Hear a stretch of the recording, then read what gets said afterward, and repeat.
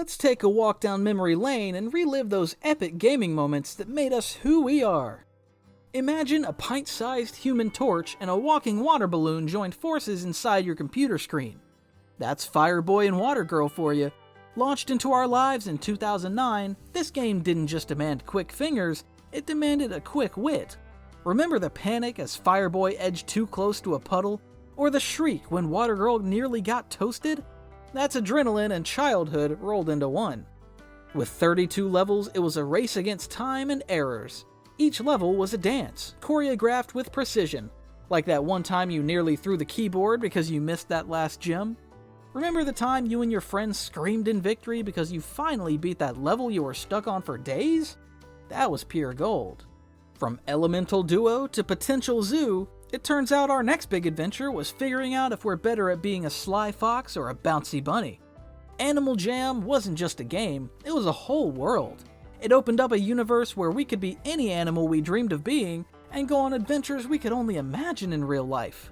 Trading items, decking out dens, and attending parties were the social highlights of our digital lives. Who could forget the first time they traded for a rare item or discovered a secret area? It was like being part of an exclusive club. This game also snuck in a lot of learning about the natural world, conservation, and even other cultures. Remember how amazed we were when we learned real facts about the animals we played as? It was education disguised as fun, and it was brilliant. The friendships made in Animal Jam often spilled over into the real world, with us trading tips and secrets at school like we were part of a secret society. Moving from Animal Jam's virtual zoology to Poptropica's world-span adventures, our childhoods were less about homework and more about becoming amateur explorers and zoologists. Minus the danger of actual wildlife or getting lost at sea, Poptropica was a game that felt like it was made just for us 2000s kids. Created by the author of Diary of a Wimpy Kid, it was filled with quirky humor, challenging puzzles, and stories that took us all over the map, both literally and figuratively. Each island was its own adventure with mysteries to solve and villains to outsmart.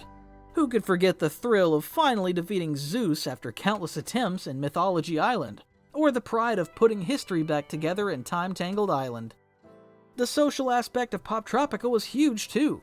We'd log in and compare achievements, show off our customized avatars, and share tips on how to beat the toughest puzzles. It was more than just a game, it was a shared experience that brought us together, taught us to think critically, and sometimes even sparked a love for history and mythology. After exploring jungles and battling myths, we turned to Run, where our attempt at evading the endless void turned into a blooper reel. The game was simplicity at its best, yet it challenged us in ways we never expected. A lone alien running through space, trying not to fall into the void, turned into hours of entertainment. Each level upped the ante with new twists and turns. Run was a lesson in persistence and learning from failure, teaching us that sometimes the only way forward is to keep trying, one jump at a time. The excitement in advancing can only be matched by the frustration of diving into the abyss because you missed that one crucial jump. Ah, the joys of starting over, reminding us all that persistence or stubbornness is key. Speaking of starting over, Webkinz opened up a world where each new plush toy was the beginning of a new adventure. While other kids were out there campaigning for a real puppy, we were on a quest for Webkinz plush toys. During those days, rocking a Webkinz was synonymous to holding the golden ticket. Except this ticket led to an online pet kingdom instead of Willy Wonka's chocolate factory. The game hit its peak in the mid-2000s, and still has some fans dedicated to it. Having one of these plushies was the portal to entering a whole new world. You got a secret code, all you have to do is punch in this code online. Next thing you know, your plush pet got a virtual representation. The excitement of logging on to care for your pet, decorate your pet's house, and play games in Webkinz world was a daily ritual for many of us. It was our first taste of digital responsibility. By the way, do you still have your Webkinz plush toy? Getting a new Webkinz may feel like making a new friend online. Starting a game of Subway Surfers is synonymous to stepping into a thrilling chase with an old buddy. The moment this iconic sound hits, you know it's an adventure of a lifetime. The concept was simple. Run as far as you can while dodging trains, scooping coins, and snagging power-ups, all while trying not to get tackled by the surprisingly athletic inspector and his dog. But the execution was anything but simple. It was a game that tested your reflexes, challenged your timing, and sometimes frustrated you to the limit. Yet we kept coming back for more, determined to beat our high scores or those of our friends. The game had a way of making you feel like a rebel, a cool kid on the run with nothing but your wits and your reflexes to keep you going. The characters, the graffiti-style art, and the endless urban landscapes were a backdrop to countless hours of heart-pounding fun. This game pretty much taught me how to make pizza, and now I'm a world-class pizza chef. Okay, it only happened in a dream, but hey, it was fun pretending to be a chef and having the fate of a restaurant rest on your young shoulders. The game usually begins with Papa Louie's questionable work ethic as he skips town, leaving Roy, our unsuspecting protagonist, and his nephew no less, to juggle pizzas. Papa's Pizzeria taught us all about the time management before we even knew what that was. Running a pizza shop single-handedly was no small feat. The game started easy, but quickly turned into a frenzy of orders, baking, and topping pizzas just right. The satisfaction of getting through a rush hour with happy customers was a feeling of victory that was hard to beat. After mastering the art of pizza, who knew our next culinary adventure would involve slicing fruits?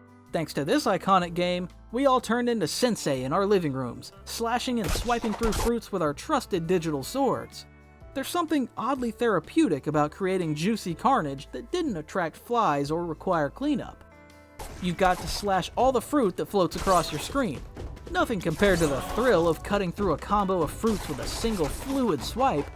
Beyond the satisfaction of the slice, there's the competitive thrill of climbing the leaderboards, and sometimes the sweet victory of beating your friends just for the bragging rights. However, beware of the bombs. Hitting one is getting a reality check. Game over. We traded in our Explorer hat for an Animal Care hat by diving into My Talking Tom. Taking care of Tom, watching him grow, and interacting with him was surprisingly engaging. The game was a blend of responsibility, fun, and creativity. Decorating Tom's house, choosing his food, and playing minigames together made him feel like a real part of our lives. The game also had a social element, as we compared our Toms, shared tips on how to keep him happy, and laughed at the funny things he would mimic back to us. It was a digital pet that didn't need feeding or walking, but still felt like a real friend. From the cozy, predictable world of My Talking Tom to the unpredictable, flying Flappy Bird.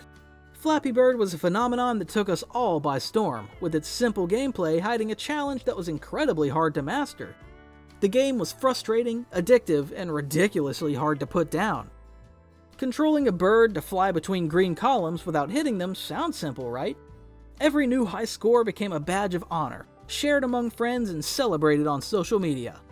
The game became a cultural moment, a shared experience that everyone, gamer or not, could relate to.